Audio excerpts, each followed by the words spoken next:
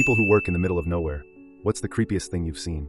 You don't realize how fragile normal feels until you work somewhere that doesn't have it. No streetlights, no neighbors, no background noise. Just you, and whatever else happens to be out there. And trust me, there's always something out there. One oil rig, Gulf of Mexico, where the ocean watches back.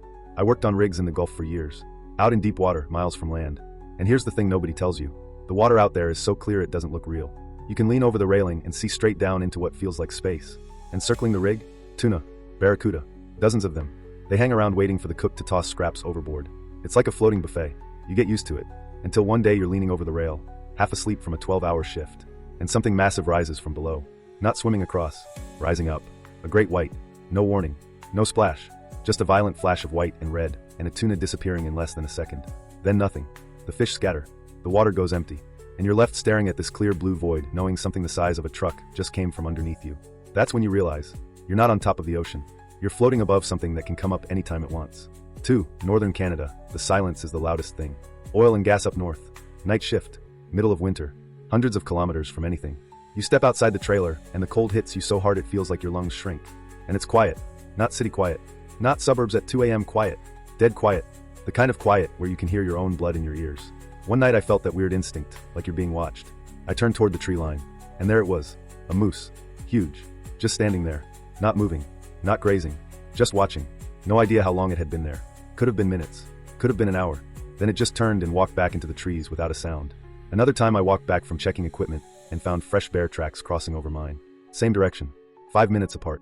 Up there, your only connection to civilization is a radio channel nobody answers unless something's wrong.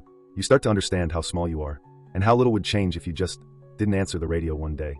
3. Delivery driver. Suburbia is worse. People think delivery driving isn't remote. They're wrong. Some delivery zones are technically still on the map.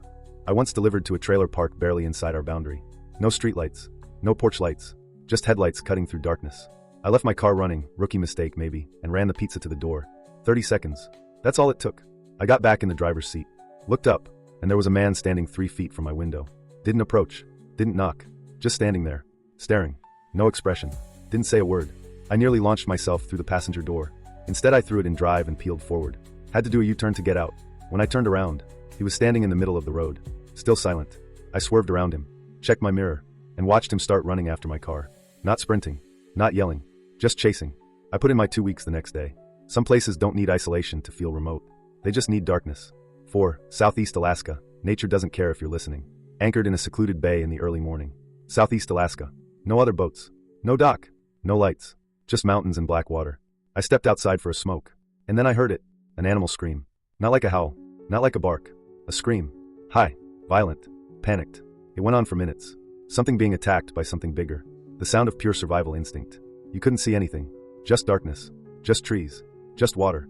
But the sound bounced off the cliffs and echoed across the bay like it was everywhere at once. And the worst part, after it stopped, the silence came back. Like nothing had happened. Like nature erased the evidence. I still hear it sometimes. Not because it was supernatural, but because it was so real. Out there, you remember something important. The world doesn't care if you're scared. It doesn't care if you're alone. It doesn't even care if you're there. And that's what makes it creepy. Not ghosts. Not monsters.